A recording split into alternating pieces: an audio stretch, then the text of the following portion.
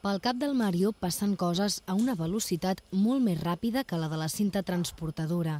Això diu ell, que a vegades pensa massa. Als 15 anys va tenir la primera crisi psicòtica. 3 anys després va començar a treballar amb l'associació DAO i des de llavors ha notat com remuntava.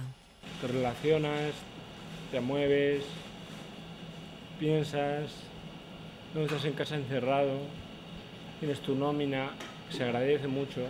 Per la Maria José, la seva malaltia va ser una sorpresa desafortunada que li va arribar amb 48 anys. A la feina ha trobat amics, estabilitat i seguretat en si mateixa. Tenemos una medicación que llevamos a rajatabla, ¿no?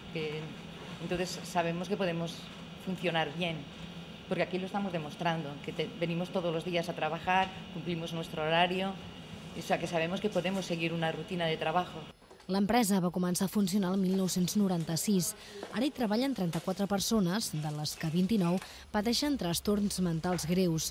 A Barcelona hi ha 2.600 persones amb aquestes malalties capacitades per treballar, però només hi ha feina per 375 i si no treballen, la seva integració és quasi impossible. Sobretot quan és una ciutat tan gran com Barcelona, tan dura, tan anònima en l'aspecte interpersonal, normalment es queden a casa amb les famílies, els pares es van fent grans, ells també, i amb una sensació d'indefensió, de que no es pot sortir d'aquesta situació. L'associació DAO funciona com una empresa pont. L'objectiu no és que els treballadors es jubilin aquí, sinó que siguin capaços d'acostumar-se a la vida del treballador i passar a una empresa convencional.